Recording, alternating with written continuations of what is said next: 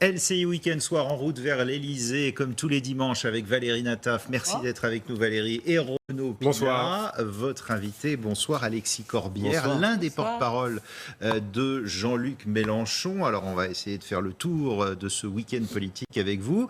Tout d'abord, ce qui se passe, vous l'avez vu, avec le ministre turc qui a atterri à Metz cet après-midi, qui a participé à un meeting en soutien au gouvernement pro-Erdogan, alors qu'autour, les Pays-Bas, l'Allemagne, le Danemark, la Suisse, lui, ferment ses portes. Emmanuel Macron était l'invité du 20h tout à l'heure sur TF1 et il a réagi sur cet épisode. Il fallait une position européenne commune. Je condamne les dérives du gouvernement turc, les insultes qui ont été proférées à l'égard, en effet, de plusieurs pays européens. Et en la matière, il faut se coordonner, il faut une position unique et il ne faut aucune complaisance avec ces dérives. Pour ma part, j'aurais souhaité que de manière commune, compte tenu de ce qui avait été dit, l'Union européenne décide partout d'interdire ce genre de rassemblement.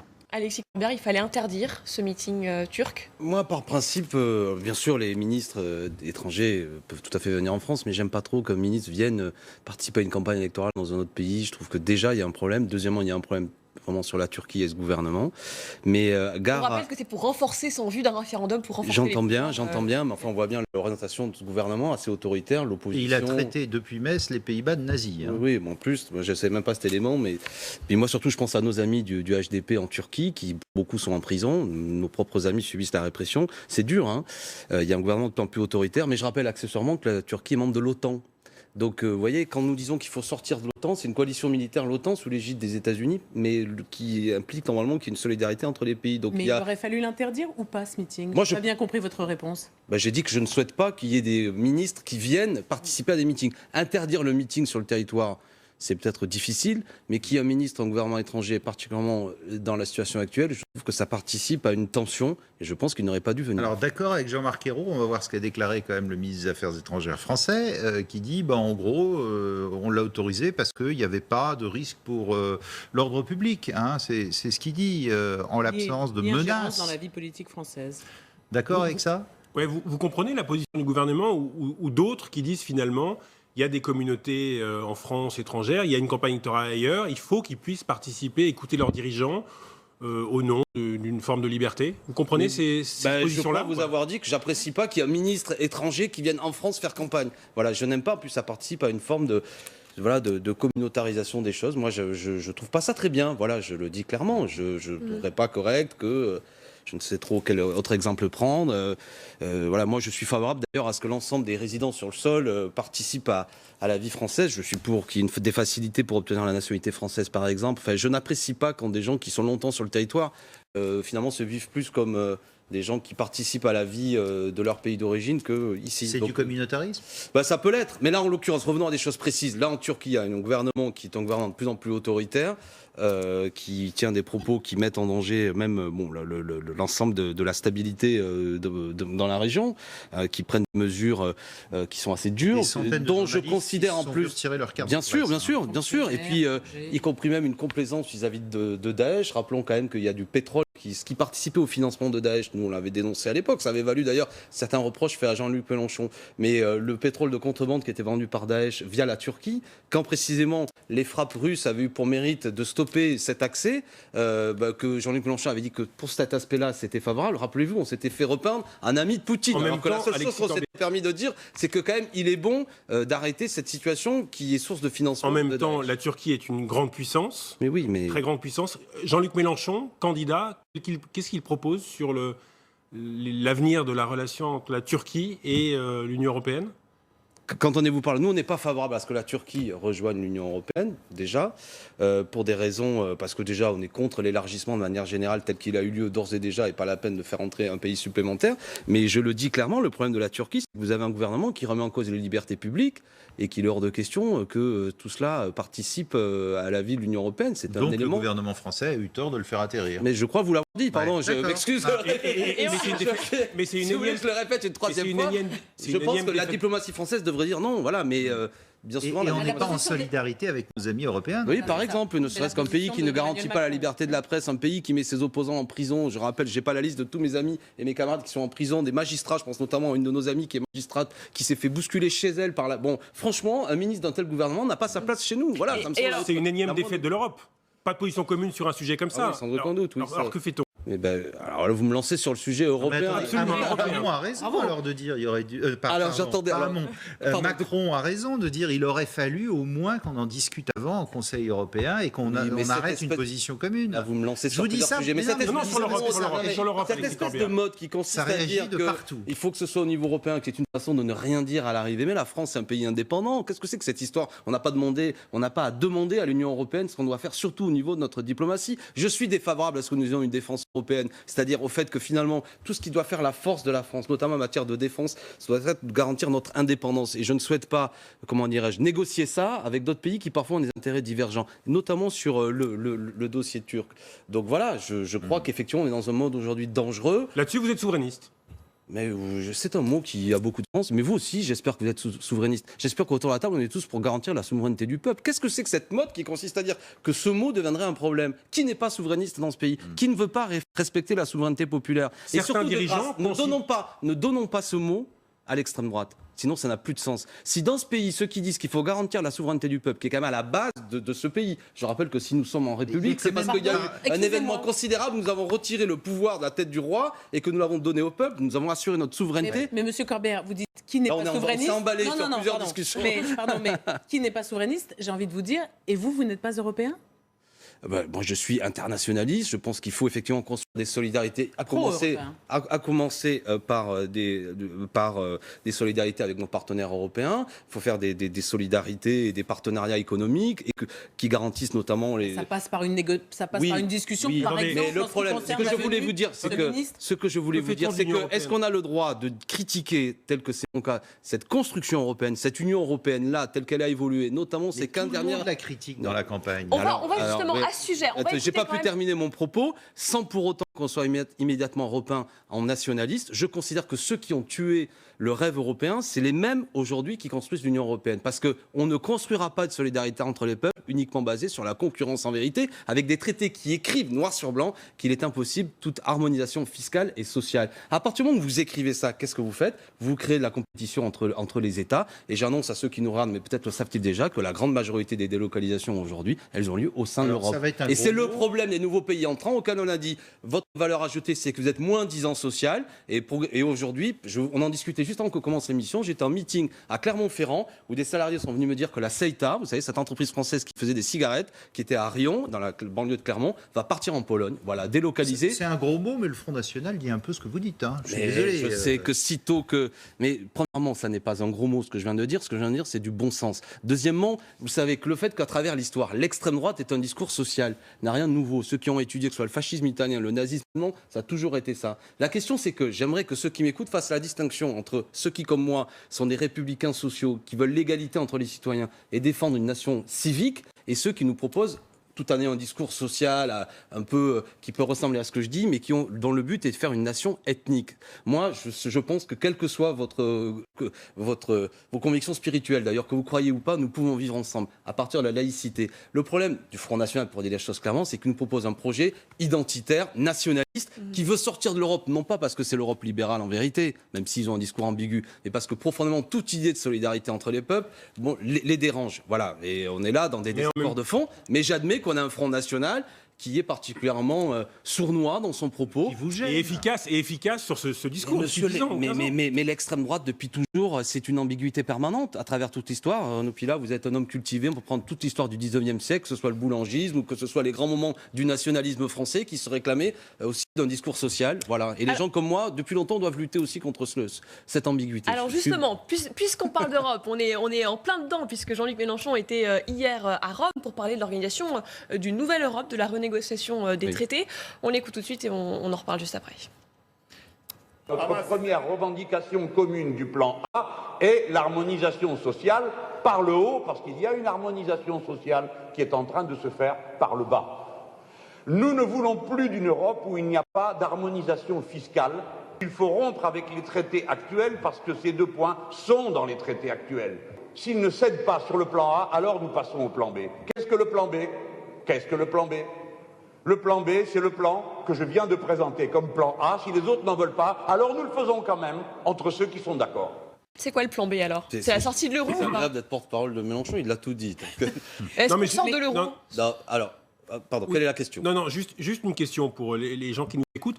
Le plan A, exactement, c'est quoi d'abord? Le plan A? Le plan A, c'est dire ces traités illégitimes doivent ne plus être respectés. Donc il faut aller vers l'harmonisation fiscale et sociale dont je parlais tout à l'heure. Pour comprendre, Jean-Luc Mélenchon, élu président de la République, parmi ses premières actions, il va voir, j'imagine, l'Allemagne et d'autres pays en leur disant les traités, ça marche plus. Voilà.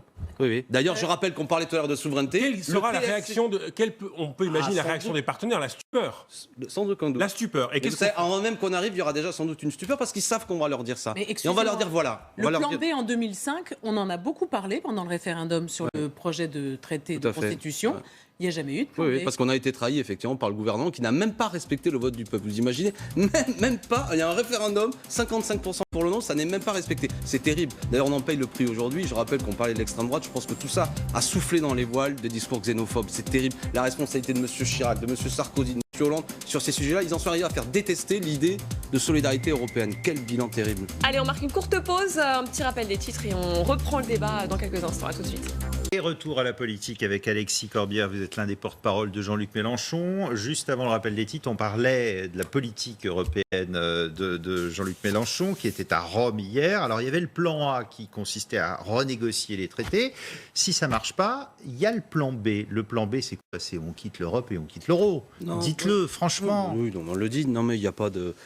Ça peut sembler barbare, ces mots de plan A et plan B, mais c'est l'idée de dire les choses clairement, c'est-à-dire que nous sommes pour que les traités changent, nous sommes pour avoir cette discussion avec l'ensemble des pays européens, nous sommes sincèrement pour que le plan A réussisse. Mais vous voyez l'Allemagne dire ok, on est d'accord, super. Mais éclairé par ce qui s'est passé, notamment par le gouvernement grec, où finalement, au bout d'un moment, face à des refus de la part de l'Allemagne ou même de la France de desserrer les taux de l'austérité, le gouvernement grec avait dû s'asseoir complètement sur les différents votes du peuple grec. Et nous disons clairement, si nous n'obtenons rien, aucune modification, c'est-à-dire le fait que ces traités d'austérité soient mis en cause, le fait qu'il soit impossible d'aller vers une harmonisation fiscale et sociale, qui, je l'ai répété tout à l'heure, mais qui est quand même le cœur du problème. C'est-à-dire que cette Europe se construit sur une base de concurrence entre les pays, alors qu'il faudrait faire des solidarités, comment on fait les choses, comment on fait converger des choses pour éviter, non pas de se faire concurrence une fois de plus, mais d'essayer ensemble d'apporter des réponses. Notamment, il y a des réponses écologiques. Vous pensez que désormais, il faut aller au clash? Je pense que notamment, il y a une vérité à tenir, en dire que ça ne peut plus continuer comme tel. Mais l'exemple grec montre que le clash ne fonctionne pas. Vous êtes 27 désormais, puisque la Grande-Bretagne, le Royaume-Uni a quitté l'Union européenne. Ça s'est pas fait encore. Va le quitter cette semaine. L'exemple grec, c'est 2% du PIB. Et quand M. Tsipras a voulu engager un rapport de force, il était seul. Et même le gouvernement français... c'est un compromis. Vous ne pouvez pas c'est dire... aussi beaucoup de chômage. Voilà. Et on ne peut pas... mais je comprends très bien, je respecte votre point de vue, mais je pense que... Non, c'est pas un point de vue, c'est juste une mécanique européenne moi, je suis pour qui ne certains correspond types pas de compromis, à ce que mais vous dites. On est en train de se dire ça avant qu'on ait cette petite pause. Quand les Français on leur a donné la parole sur le traité constitutionnel européen, ils ont dit non à ce traité. Ils ont dit non. Et à l'époque, c'était un non que je vais qualifier un peu de gauche qu'il avait emporté. Je me souviens, le Front National n'avait pas marqué trop la campagne. Non, mais je le dis clairement. C'est d'ailleurs à cette occasion, je crois que Jean-Luc Mélenchon était apparu. Donc c'était un non qui n'était pas un non qui consistait à dire on veut uniquement une réponse nationaliste, mais on veut un autre type d'Europe. Bon, ça a été méprisé. Rien n'a bougé. Le TSCG mais par la suite. Comme disait Valérie, donc, vous venez de dire que la Grèce n'a pas réussi à faire ce chemin. Vous pensez que la France et la Grèce, je le pense. à deux, arriveraient à convaincre des puissances aussi redoutables que Je pense déjà que quand la Grèce fait 2% du PIB, ça n'est pas le même rapport de force que la France qui fait 18% du PIB européen. Nous avons parmi les principales banques systémiques, c'est des banques françaises. On a un poids, la France, qui n'a rien à voir avec le poids économique de la Grèce. Et on va même dire les choses franchement, et vous serez d'accord avec moi, sans la France, il n'y a plus d'Union européenne, il n'y a plus d'euro. J'allais le dire, c'est une dislocation, ça serait une dislocation de l'Union européenne. Donc, ça donne des devoirs et des responsabilités d'être mais on peut très bien imaginer qu'avec certains pays en Europe, il peut y en avoir des partenaires dans lesquels on dit Jean-Luc Mélenchon veut un axe méditerranéen. Mais pourquoi pas, mais pourquoi même trouver d'autres. l'Europe, voilà. Et on peut même réfléchir, et pourquoi pas d'ailleurs franchir la Méditerranée, on peut même trouver des partenaires de l'autre côté de la Méditerranée. C'est plus l'Europe, là, quand même. Mais pourquoi on devrait s'enfermer en Europe? Vous ne voulez pas élargir l'Europe et vous voulez aller de l'autre côté de la Méditerranée. Parce que ce que vous dites est abstrait. Moi, je suis pour faire des solidarités avec les pays. Non, il y a un truc qui est très concret, ça serait l'effondrement de l'euro. Ça serait l'effondrement de l'euro en quelques jours. Mais on a l'impression que peut-être vous regrettez le pouvoir des marchés financiers. On peut être très nombreux à regretter ce pouvoir des marchés. J'espère vous aussi. D'ailleurs, tous on les regrette. Je ne suis pas là pour dire ce que j'espère ou pas. Je regarde la réalité. Avoir un point de vue quand même. Non, mais on a l'impression que vous développez votre point de vue et vous avez raison, mais que l'économie qui tourne.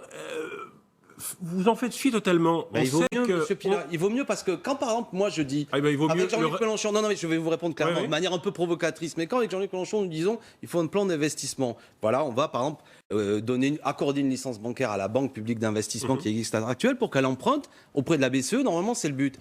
Et actuellement, les taux d'emprunt sont équivalents à 0. Et qu'on me répond, oui, mais si ça se trouve, il y aura des attaques spéculatives. D'accord, les taux d'emprunt vont monter. Et que ce qu'on est en train de dire quand on me dit ça, c'est qu'il est possible que les marchés financiers veuillent mettre au pas une grande puissance comme la France qui déciderait... Très probable même, très probable. Ouais, on est d'accord. Très probable. Et que fait-on? C'est scandaleux. Mais d'accord, on peut dire, mais que fait-on si les taux montent vertigineusement? C'est ce que nous proposons, c'est dire, comme citoyen, que l'on soit de droite ou de gauche, c'est inacceptable. On descend dans la rue en disant, non, il ne faut pas que les taux montent. Oui, mais attendez. Non, mais très concrètement, je suis désolé de rappeler la réalité. Excusez-moi, mais vous croyez que les pays avec lesquels vous voulez réaliser cet arc de solidarité, vous croyez que la Grèce, vous croyez que le Portugal, vous croyez que l'Espagne, vous croyez que l'Italie vont vous suivre dans ce bras de fer qui va vraisemblablement faire se déliter l'Union européenne? Eux qui font des efforts, par exemple l'Espagne depuis 2 ans, 3 ans, mais pour beaucoup de pays, mieux avec... si nous arrivions à recréer une zone économique qui est plus marquée par la solidarité, par notamment des constructions communes sur le plan économique, vers un salaire commun ou véritablement qu'il n'y ait plus cette concurrence. Franchement, pardon de le reprendre par le bout de la discussion. Aujourd'hui, je répète un argument que je vous donnais tout à l'heure, les principales délocalisations, elles ont lieu au sein de l'Europe. Observons le résultat. Premièrement, chaque fois qu'il y a des élections européennes, la moitié de nos concitoyens ne vont plus voter et c'est toute une série, généralement, hélas, de listes xénophobes qui ont le vent devant. Alors, oui, mais alors si on est d'accord, de grâce. Quand même, ce que je suis en train de vous dire ne vous convainc pas complètement. Quand même, ceux qui sont les réalistes, pas les utopistes, c'est ceux qui, comme moi, disent il faut que ça change. Parce que ceux qui croient que ça va continuer comme tel, et sitôt que... En rompant, en allant en clash. Mais Monsieur Pilat, l'histoire de l'humanité n'est qu'une histoire de rapport de force. D'accord? Donc il faut arrêter de se faire peur. La politique, c'est un rapport de force démocratique et pacifique. Pour avoir un rapport de force, il faut être fort. Excusez-moi, Monsieur Corbière. Excusez-moi. Mais la France... son état économique, la menace, en tout cas c'est comme ça que vous la qualifieriez, d'une victoire éventuellement de l'extrême droite, votre victoire si c'était le cas, vous croyez que la France est en position d'imposer des choses à ses partenaires, 27 pays autour d'une table ? Mais c'est pour ça que je suis en train de vous dire que s'il le faut, nous sortirons de cet espace politique. Il me semble que je vous l'ai dit clairement. Mais ça, c'est le plan B qui consiste à dire que nous ne nous enfermerons pas. Et là, on sort de l'euro. Mais que les choses soient claires. C'est pourquoi le retour à la monnaie nationale, oui. On en discute de manière un peu. Nous, on est pour aller vers une monnaie commune avec les différents États qui le souhaiteraient. Mais même au-delà de ces aspects techniques, pardon de le dire, c'est un peu facile de dire ça. D'abord, revenons à la politique. C'est-à-dire, effectivement, nous assumons le fait que nous dirons, notamment, nous ne nous sentons pas engagés par des traités qui en plus ont été imposés au peuple français. Je rappelle que M. Hollande, encore dernièrement, avait été élu pour dire « je le renégocierai » et jamais ça n'a été respecté. Donc j'ai envie de dire qu'il y a presque une légitimité à dire « nous ne sommes pas engagés sur ces traités ». Donc très simplement, on sort de l'euro ou pas? J'aimerais être clair. Et nous allons avoir cette discussion en leur disant comment désormais nous recréons un espace dans lequel, notamment, on arrête cette concurrence entre les États. Et la proposition... S'il n'y a personne qui veut entendre parler de ça, ou si, par exemple, certes, l'Allemagne, peut-être parce que les intérêts de Mme Merkel, pour des raisons de structure économique, du vieillissement de sa population, du système de retraite notamment... Le SPD ne faudra pas non plus. Merkel et le SPD. On est d'accord. Mais pour eux, de maintenir... Mais bravo. C'est une discussion que j'ai avec Benoît Hamon quand il m'explique que le SPD sera partenaire pour faire autre chose. Le problème, c'est que ce soit le SPD ou la CDU seront d'accord pour les fondamentaux, ils seront d'accord. Bon, donc ce qui est un problème, ce qui montre que c'est plus moi qui ai raison de dire arrêtons de croire que l'élection de M. Schulz va faire un partenaire pour avoir une autre politique économique, parce qu'hélas, mais on est peut-être un peu pointu. Attendez, juste un mot. Non, mais parce que juste un mot, Alexis Corbière. Est-ce que le scénario européen proposé par le Front National et Marine Le Pen, est-ce qu'il vous convainc? Non, parce que le Front National... Il est très proche du vôtre. Oui, sauf que... Très proche du vôtre. Non, mais de grâce. Non, mais attendez, je suis parfois je parle juste d'Europe. J'aime être avec vous, mais ça fait plusieurs fois que j'entends dire... Non, Premièrement, le Front National, c'est quoi? C'est l'idée du Brexit. C'est en vérité, la France sort, parce que la France toute seule, voilà, il faut revenir à toute idée de solidarité avec d'autres pays internationaux n'est pas acceptable. Oui, il y a juste le plan A avant, quoi, la différence. Oui, mais c'est fondamental. D'accord. Comme vous pensez qu'il va échouer. Et une toute petite trouver d'autres partenaires, c'est ne pas faire croire, et c'est un désaccord par exemple que j'ai avec le Front National, que c'est en revenant dans le cadre de la Ve République toute seule avec le franc que ça va aller mieux. Moi, je ne dis pas cela. Je considère que nous pouvons, et bien sûr que ça ouvrirait une dynamique incroyable si la France commençait à dire nous allons sortir de cette Union européenne-là, mais on trouverait des partenaires. Mais, vers l'abîme. Mais est-ce qu'on est d'accord, quand on regarde la réalité de l'Europe aujourd'hui, que partout il y a les chômages, régression, austérité, bon sang, les peuples d'Europe aujourd'hui ressentent tous un peu les mêmes choses. Elle est aimée cette Europe-là, dont vous me dites qu'il est quand même incroyable de vouloir la remettre en cause? Non, mais quand on regarde les résultats électoraux... On est d'accord sur le constat, c'est sur la solution. On avance. Vous savez, en Allemagne, il y a 6-7% de chômage, donc on a peut-être des problèmes internes en France. 14% de la population sous le seuil de pauvreté. On avance. On retourne en France. Jean-Luc Mélenchon affirme que demain, il aura ses 500 signatures. On va regarder le dernier décompte du Conseil constitutionnel. Il les aura, c'est sûr, c'est évident. Hein. Oui, alors je vous donne des chiffres, on est à 432. Alors là, on ne voit pas grand-chose. Hein. Pardon. Je pensais qu'on en avait...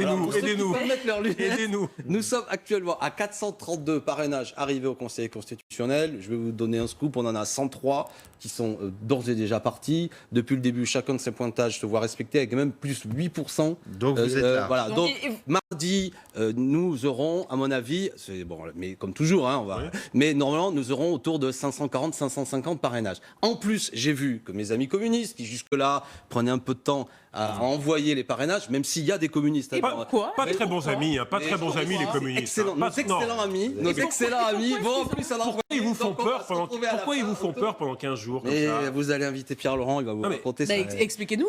C'est pas des amis, ça. Mais c'est comme ça. Ils vous font tourner en expliquez aux spectateurs. Pourquoi les communistes et vous avez tant de mal Puisque vous aimez tant les rapports de force, c'est un rapport de force, monsieur Corbière? Expliquez-nous. Il y a une situation. Alors, je prends le temps. Nous, on fait campagne dans le cadre de ce qui s'appelle la France Insoumise. Oui. Et nous avons pensé que c'est dans ce cadre. Quel mouvement de Mélenchon? Le mouvement de Mélenchon, mais dans lequel il y a aussi des partis qui le soutiennent. Mais en gros, c'est ce mouvement de 250 000 aujourd'hui personnes. Et les communistes, ils tiennent la clé des élus. Nos amis communistes ont dit on veut bien, on soutient Mélenchon, mais on veut faire une campagne autonome. C'est-à-dire, il y aura nos propres candidats aux législatives. Et ça amène une situation où la France Insoumise présente des candidats, mais nos amis communistes veulent aussi en présenter. Donc, on discute un peu parce qu'il y a des endroits, actuellement, où on est un peu en rivalité. Ah, donc quand ça patine en termes de négo, on retient les signatures? C'est ce que je crois comprendre. Mais ça marche pas, donc je termine. Ça vous me faites trop parler. Hein. Mais le but d'un porte-parole... quand même. Mais là, vous ne parlez pas de moi, donc je ne me sens pas concerné. Mais je termine en disant une chose, c'est que là où je suis content, et je félicite tous mes amis de la France Insoumise, c'est que nous y sommes arrivés de manière autonome, et en plus on va être renforcé par les signatures communistes, donc ce sera... En passant, Alexis Corbière, super. 500, 550, c'est pas beaucoup, hein, oui. Par rapport aux autres. D'ailleurs, c'est un mouvement qui n'est pas très ancré localement, du coup. Qui effectivement n'a pas beaucoup d'élus, mais qui est très ancré, d'ailleurs on y arrive, et qui démontre surtout une chose, c'est que c'est quand même assez scandaleux qu'un candidat comme Jean-Luc Mélenchon, qui représente plusieurs millions de voix, nécessite jusqu'au bout de mener cette affaire avec précision. C'est pas simple, c'est un verrou antidémocratique, moi je suis pas du tout content, et je pense que ça devrait tous nous interpeller. Il y en a un autre qui pourrait se plaindre, c'est Philippe Poutou. Et alors justement, c'est pas bien. Non, mais voilà. Moi, je veux pas avoir de mépris pour Monsieur Asselineau, mais est-ce que c'est normal et sain que un monsieur comme ça ou d'autres qui très bien, il va nous démontrer toutes ses idées. Il y a peut-être que les Français voteront pour lui, mais jusque là, c'est quand même une organisation où Monsieur Cheminade aussi, il en a eu, peut-être qu'il va les obtenir. Est-ce que c'est sain que nous on ait des difficultés parce qu'il y a toute une série de pressions qui sont faites sur des élus, tacites ou implicites, hein. Et finalement, c'est parfois peut-être plus facile de donner sa signature pour un petit candidat, parce qu'après on peut dire, écoutez, ça coûte rien, je l'ai fait pour la démocratie, qu'un candidat comme le nôtre, c'est un candidat qui pèse, et vous avez des élus qui n'ont pas envie de se fâcher avec leur président de communauté d'agglo, leur président de région, etc. Et alors il y a des candidats, des petits candidats qui ont obtenu du coup leur parrainage avant vous, je pense notamment à Nathalie Arthaud, et elle espère aussi que Philippe Poutou obtiendra les 500 signatures, parce que selon elle, ce sont les deux seuls à représenter les travailleurs, on regarde. D'accord. J'espère, moi, que Philippe Poutou aura effectivement ses parrainages et que nous serons deux à affirmer que le capitalisme ne peut pas être l'avenir de l'humanité et à faire entendre le point de vue des travailleurs. Et je peux vous dire que 2 contre 6, 7, eh ben, ça ne sera pas de trop, justement pour faire entendre des voix dissonantes et pour montrer que le monopole de la politique n'est pas détenu par cette classe politicienne qu'on voit d'ailleurs empêtrée dans des affaires à n'en plus finir. Les travailleurs, c'est elle, c'est pas vous. Ouais, mais je trouve pas. Bon, non, mais c'est très bien. Question. Moi, ce que je trouve pas sympa, c'est qu'elle est prof comme moi. Enfin, je veux dire, moi aussi, je suis prof depuis 22 ans. Je vois pas. C'est une travailleuse. Prof d'histoire. Voilà, je vois pas en quoi elle a le monopole. Elle risque de vous grappiller 1 ou 2%. Elle ne parle pas des candidats. Elle parle de ceux à qui elle s'adresse. Elle estime, qu'elle représente plus les travailleurs pardon d'être l'interprète de Nathalie Arthaud. Non, mais j'ai bien compris qu'elle le pense. Mais parfois, il y a une forme d'autoproclamation. Je veux dire, elle n'est pas obligée de dire qu'ils sont les seuls. Elle a le droit d'être en désaccord avec nous. Mais je veux dire, franchement, au bout d'un moment, enfin, je la laisse faire, mais je trouve que je vois pas ce que elle apporte. Et de considérer qu'elle est la seule voix des travailleurs. Moi, je répète, je suis pas un professionnel de la politique. Je considère qu'après, Jean-Luc Mélenchon, on aime ou on n'aime pas, il a posé des actes, il sort pas du chapeau, qui étaient des actes, en plus, bien souvent, c'est la même chose que ce que disait Luc Luc Montbrière. Ça fait une gauche très, très divisée, tout ça. Non, mais ça, c'est la vieille histoire de la France. Et puis, on pourra faire une émission entière sur le trotskisme français, ce courant politique. On est un des rares pays où avoir 2 candidats peut-être trotskistes. Voilà, on a du fromage, des vins et des trotskistes aux élections, c'est pas mal, c'est ça la France. Du côté des sondages, ce que ça donne pour les gros candidats, et notamment pour Jean-Luc Mélenchon. Alors encore une fois, vous allez dire, les sondages valent ce qu'ils valent, et c'est vrai, mais regardez, il est toujours à 11,5, 12, pas très loin d'Emmanuel Macron, et divisé, tout ça, de Benoît Hamon, tout ça, on ne vous retrouve pas au 2e tour. Bon. Mais écoutez, il y a 5 semaines de campagne maintenant qui vont avoir lieu. Un électeur sur 2 qui n'a pas fait de choix. On va faire campagne. On va le faire. Là, le 20 mars, TF1 organise un grand débat qui, à mon avis, va marquer les esprits. Samedi prochain, on va faire une grande marche pour la 6e République. Je suis persuadé que ça va être toute organisation confondue, le plus grand rassemblement depuis le début de cette campagne. Et moi, je pense qu'il faut aller au-devant des électeurs, et notamment ceux qui doutent, ceux qui même parfois ne se positionnent pas spontanément comme étant de gauche. Pardon. Et le problème, je vois bien votre question, je vais y répondre directement. Non, mais comme ça. Bientôt. Comme chaque fois que je fais un débat, on me pose cette question, et que là aussi, tiens, je vais être méchant avec vous. J'observe que quand c'est Benoît Hamon, on passe pas du temps à lui dire pourquoi vous vous retirez pas au profit de Jean-Luc Mélenchon. Je suis désolée. Bah alors allez-y, posez la question.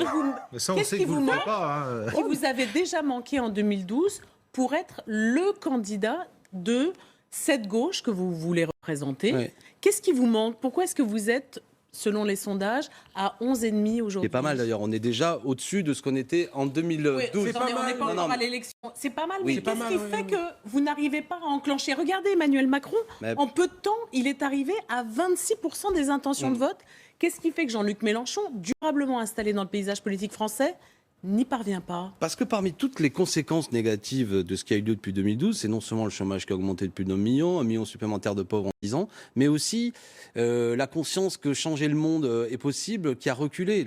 Beaucoup de choses, vous savez, le mot de gauche est devenu un mot suspect. Celui qui avait dit mon ennemi c'est la finance a fait exactement l'inverse, etc., etc. Donc il y a un doute qui s'est installé. Donc vous dites qu'aujourd'hui la gauche a du mal à convaincre certaines catégories de Français. Attendez, parce que on n'en a pas dit un mot, mais on a quand même vu Marine Le Pen dans le sondage, là, 25, 26, 27, dans la plupart des enquêtes. On a l'impression que c'est elle, toujours et encore, qui capte pour l'instant la colère de beaucoup de Français, notamment d'origine populaire.